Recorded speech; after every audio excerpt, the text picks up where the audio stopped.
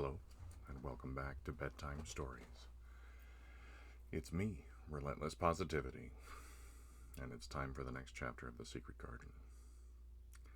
I hope you're resting comfortably, but if not, why don't you take a moment, lie down with your head on a soft pillow, maybe a light blanket, and just relax. Give a listen, and if we do this right, you should be asleep by the time I'm finished. Chapter 11, The Nest of the Missel Thrush.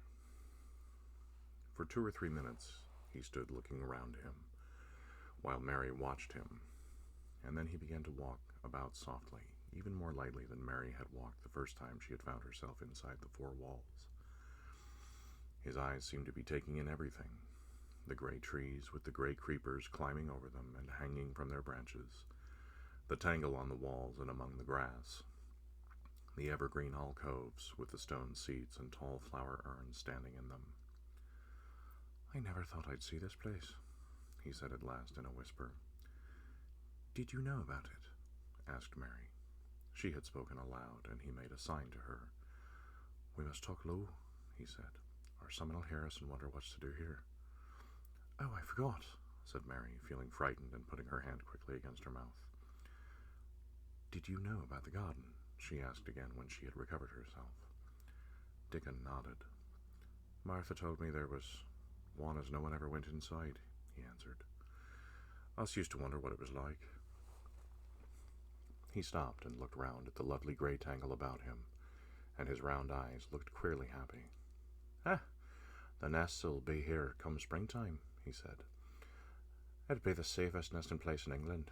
No one ever coming near and tangles of trees and roses to build in. I wonder all the birds on the moor don't build here."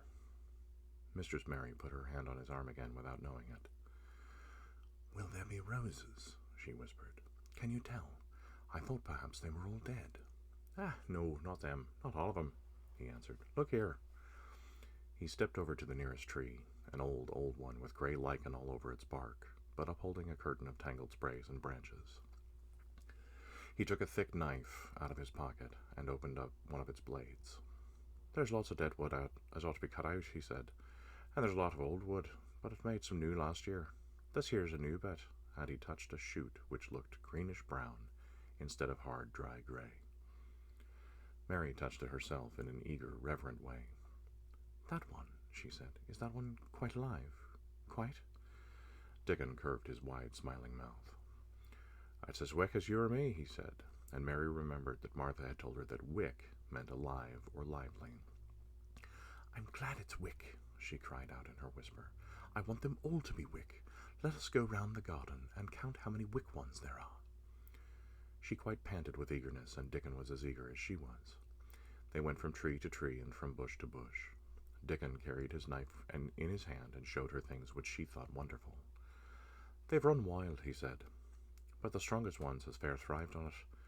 The delicatest ones has died out, but the others has growed and spread till they's a wonder. See here," and he pulled down a thick, grey, dry-looking branch. "A body might think this was dead wood, but I don't believe it is. Down to the root, I'll cut it low, and down and see." He knelt, and with his knife cut the lifeless-looking branch through, not far above the earth. "There," he said exultantly. "I told you so. There's green in that wood yet. Look at it." Mary was down on her knees before he spoke, gazing with all her might. "When it looks a bit greenish and juicy like that, it's wick," he explained. "When the inside is dry and breaks easy, like this here piece I've cut off, it's done for. There's a big root here, as all this live wood sprung out of, and if the old wood's cut off and it's dug round and took care of, there'll be—" He stopped and lifted his face up to look at the climbing and hanging sprays above him. "There'll be a fountain of roses here this summer." They went from bush to bush and from tree to tree. He was very strong and clever with his knife, and knew how to cut the dry and dead wood away, and could tell when an unpromising bough or twig had still green life in it. In the course of half an hour, Mary thought she could tell too, and when he cut through a lifeless-looking branch, she would cry out joyfully under her breath when she caught sight of the least shade of moist green. The spade and hoe and fork were very useful. He showed her how to use the fork while he dug about roots with the spade and stirred the earth and let the air in. They were working industriously round one of the biggest standard roses when he caught sight of something which made him utter an exclamation of surprise. "Why," he cried, pointing to the grass a few feet away, "who did that there?" It was one of Mary's own little clearings round the pale green points. "I did it," said Mary. "Why, I thought I didn't know anything about gardening," he exclaimed. "I don't," she answered. "But they were so little, and the grass was so thick and strong, and they looked as if they had no room to breathe. So I made a place for them. I don't even know what they are." Dickon went and knelt down by them, smiling his wide smile. "I was right," he said. "A gardener couldn't have told thee better. They'll grow now like Jack's beanstalk. They're crocuses and snowdrops, and these here is narcissuses," turning to another patch, "and here's daffodil lilies. They will be a sight."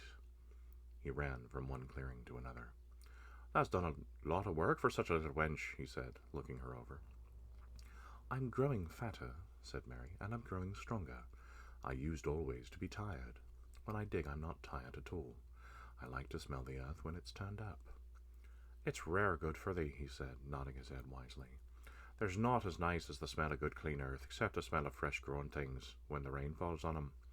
I get out from the moor many a day when it's raining, and I lie under a bush and listen to the soft swish of drops on the heather, and I just sniff and sniff. My nose end fair quivers like a rabbit's, mother says." "Do you ever catch cold?" inquired Mary, gazing at him wonderingly. She had never seen such a funny boy, or such a nice one. "Not me," he said, grinning. "I never catched cold since I was born.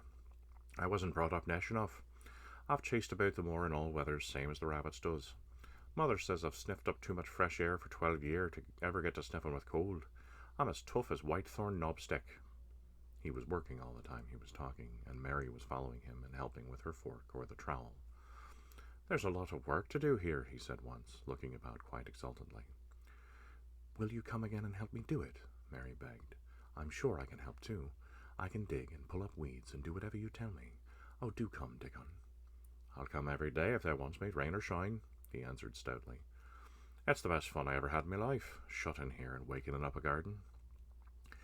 "If you will come," said Mary, "if you will help me to make it alive, I don't know what I'll do," she ended helplessly.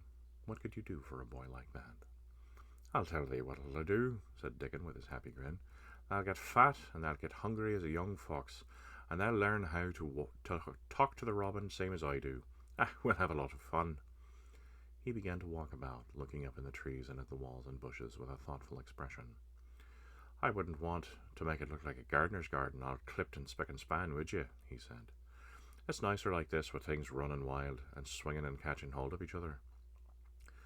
"Don't let us make it tidy," said Mary anxiously. "It wouldn't seem like a secret garden if it was tidy." Dickon stood rubbing his rusty red head with a rather puzzled look.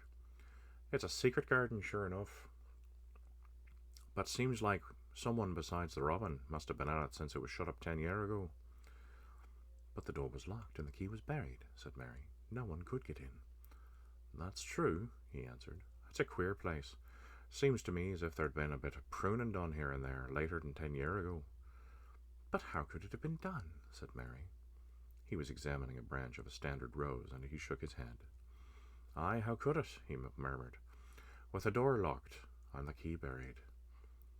Mistress Mary always felt that however many years she lived, she would never forget that first morning when her garden began to grow. Of course, it did seem to begin to grow for her that morning. When Dickon began to clear plants to plant seeds, she remembered what Basil had sung at her when he wanted to tease her. "Are there any flowers that look like bells?" she inquired. "Lilies of the valley does," he answered, digging away with the trowel, "and there's Canterbury bells and campanulas." "Let us plant some," said Mary. "There's lily of the valley already here. I saw 'em. They'll have growed too close, and we'll have to separate 'em, but there's plenty. The other ones takes 2 years to bloom from seed, but I can bring you some bits of plants from our cottage garden. Why does you want 'em?" Then Mary told him about Basil and his brothers and sisters in India, and of how she had hated them, and of their calling her Mistress Mary quite contrary. "They used to sing round and dance and sing at me. They sang, 'Mistress Mary quite contrary, how does your garden grow?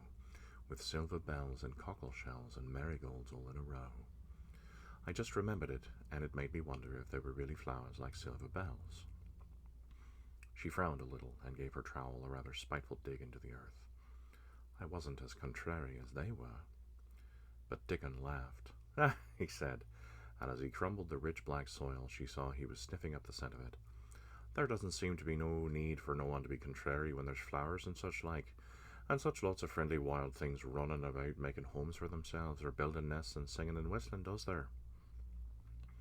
Mary, kneeling by him holding the seeds, looked at him and stopped frowning. "Dickon," she said, "you are as nice as Martha said you were. I like you, and you make the fifth person.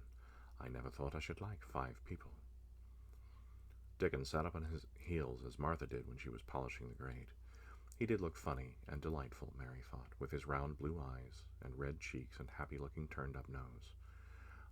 "Only 5 folk as thou likes," he said. "Who's the other 4? "Your mother and Martha," Mary checked them off on her fingers, "and the Robin and Ben Weatherstaff." Dickon laughed so that he was obliged to stifle the sound by putting his arm over his mouth.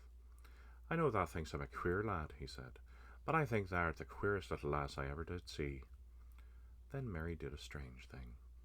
She leaned forward and asked him a question she had never dreamed of asking anyone before, and she tried to ask it in a Yorkshire, because that was his language, and in India a native was always pleased if you knew his speech. "Dost thou like me?" she said. "Ah," he answered heartily, "that I does. I likes thee wonderful, and so does the robin, I do believe." "That's 2 then," said Mary. "That's 2 for me." And then they began to work harder than ever and more joyfully. Mary was startled and sorry when she heard the big clock in the courtyard strike the hour of her midday dinner. "I shall have to go," she said mournfully, "and you shall have to go too, won't you?" Dickon grinned. "My dinner's easy to carry about with me," he said. "Mother always lets me put a bit of something in me pocket." He picked up his coat from the grass and brought out a pocket of a lumpy little bundle tied up in a quite clean, coarse blue and white handkerchief. It held 2 thick pieces of bread with a slice of something laid between them.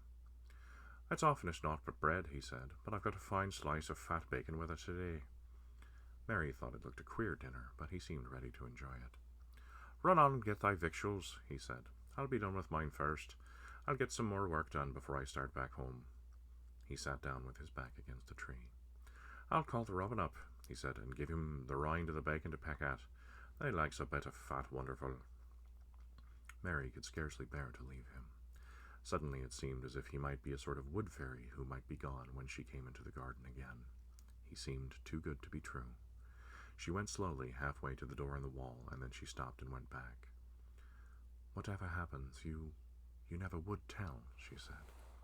His poppy-colored cheeks were distended with his first big bite of bread and bacon, but he managed to smile encouragingly. "If thou was a missel thrush, and showed me where thy nest was, does thou think I'd tell anyone?" "Not me," he said. "Thou'rt as safe as a missel thrush." And she was quite sure she was. That is the end of The Secret Garden, Chapter 11. If I've done my job right, you're either asleep by now or just about ready to drop off. So we'll leave it there. I hope you enjoyed this reading, and I hope you come back for the next one when you're ready to go to sleep again.